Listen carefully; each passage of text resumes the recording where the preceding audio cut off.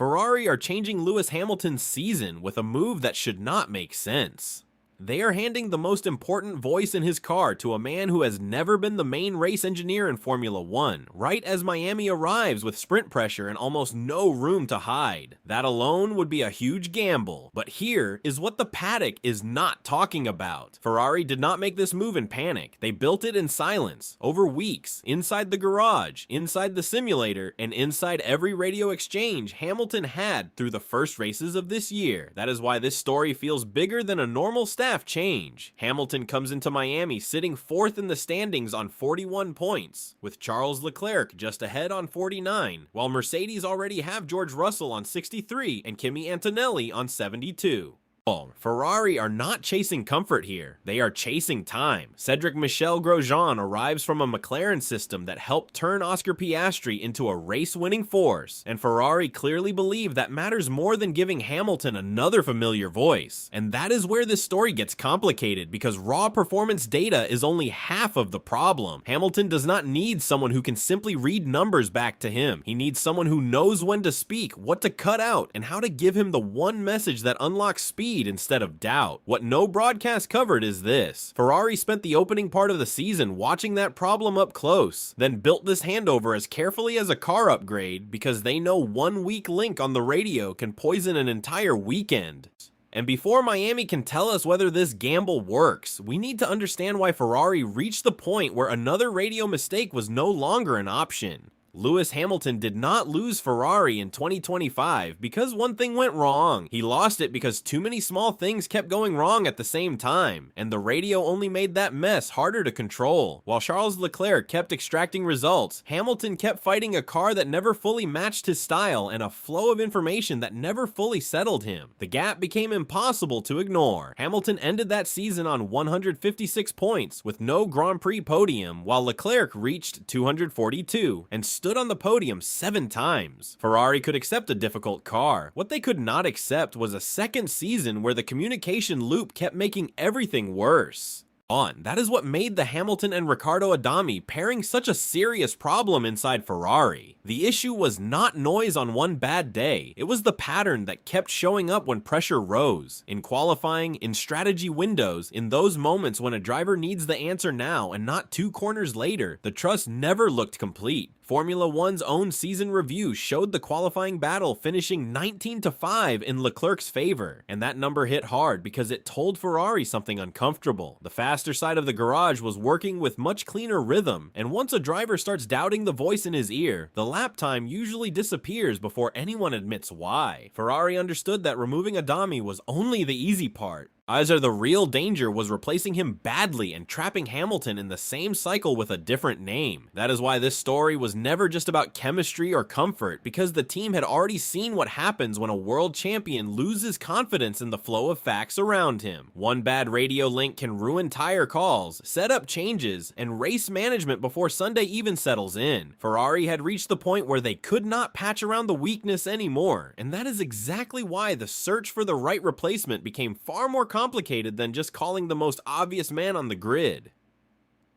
Peter Bonington was the one move that would have made this whole Ferrari problem feel simple. Lewis Hamilton had already built 12 years of rhythm with him at Mercedes. And that kind of connection does not need time to explain itself. It just works. Bono knew when Hamilton needed space, when he needed sharper data, and when one calm sentence could settle an entire lap. Ferrari knew that. Hamilton knew that. Everyone in the paddock knew that. Which is why the most obvious answer to Ferrari's radio crisis was never really an answer at all, because the one man who made the most sense was already out of reach. Mercedes shut that door long before Ferrari could push it open. Bonington was promoted to head of race engineering in 2024, then stayed on as race engineer on the Mercedes side that now belongs to Andrea Kimi Antonelli. That matters more than people think, because Mercedes did not just keep an engineer.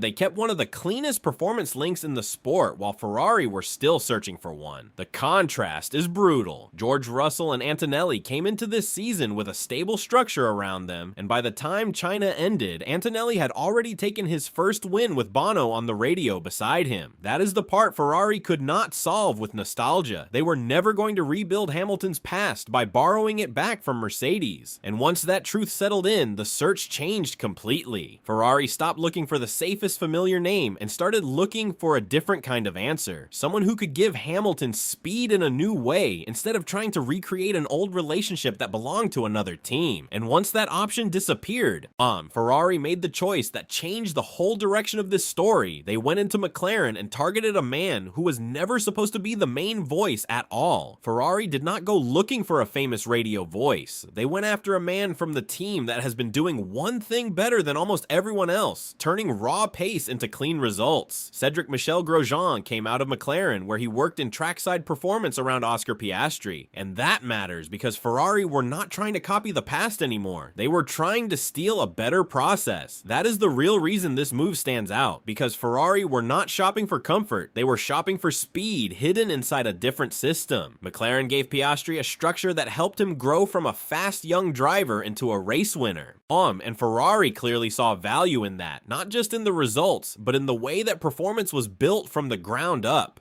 Cedric was not the man speaking on the radio. He was one of the men behind the lap time, working on the setup side, the balance side, and the details that help a driver trust the car more every weekend. That is a very different skill, and Ferrari are betting that difference can give Hamilton something his side of the garage has been missing. That is where this stops being a normal staff story. Ferrari are not simply bringing in help. They are trying to import part of the McLaren method and place it next to Lewis Hamilton at the exact moment this season starts asking harder questions. The risk is obvious, because understanding performance in the background is not the same thing as leading a driver through pressure in real time, and that is why Ferrari did not throw him straight into the fire. They built a quieter plan first. Ferrari did not rush Cedric Michel Grosjean onto the radio the moment he arrived. They gave Carlos Sainz the opening races, then used that time to let Cedric sit inside the system, listen to Hamilton, and learn how this side of the garage works under pressure. That is what made this different.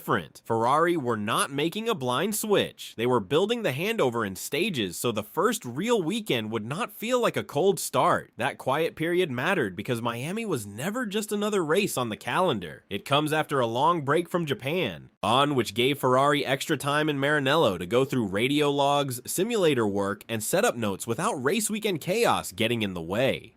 Cedric was not there to watch from a distance. He was there to study how Hamilton asks for information, how much detail he wants, and when the timing of a message matters more than the message itself. That tells you how seriously Ferrari took this change. Most teams swap engineers and move on. Ferrari treated this like something that needed preparation, testing, and control before the real pressure hit. But even that careful plan leaves one big problem unanswered, because learning Hamilton in the background is one thing. Doing it live in a title fight is something else entirely. Miami is not giving Ferrari time to learn slowly. Lewis Hamilton comes into this weekend 4th in the standings. She's behind George Russell, Charles Leclerc, and Andrea Kimi Antonelli, which means every clean session matters now. Ferrari are not testing this change in a quiet part of the season. They are doing it while Mercedes already have control at the front and while every point is starting to matter. That is what makes this switch so risky. A sprint weekend cuts practice time, shortens the learning window, and exposes any weakness much faster. There is less time to settle setup, less time to fix confusion, and less time to build rhythm between driver and engineer. Ferrari are asking a new pairing to work under one of the hardest formats on the calendar, against rivals who already look more settled. So this is no longer only about Hamilton feeling better on the radio.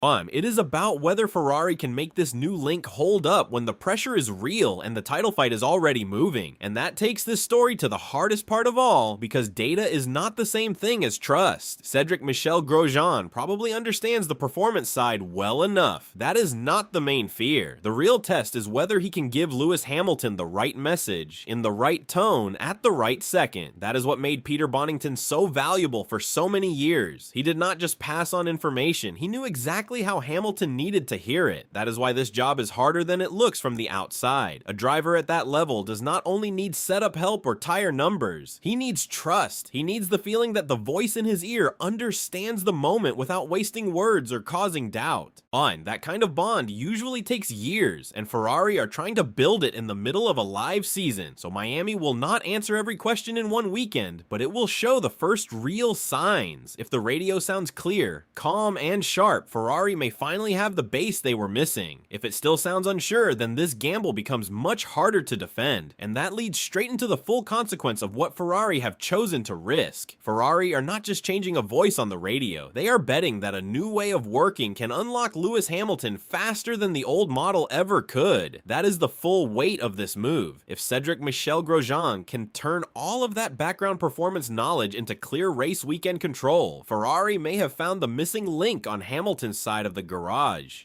Oh, if it works, this stops looking like a risky experiment and starts looking like one of Ferrari's smartest calls in years. Hamilton would have a cleaner platform to attack from, Ferrari would have two strong sides in the garage, and the fight with Mercedes and McLaren would feel very different going deeper into the season. That is why Miami matters more than one result on paper. If it does not work, Ferrari lose something even bigger than points. They lose time, confidence, and another part of a season that already has no space for delay. Because this was never only about replacing one engineer with another. It was about proving Ferrari still know how to build the one connection that can decide everything under pressure.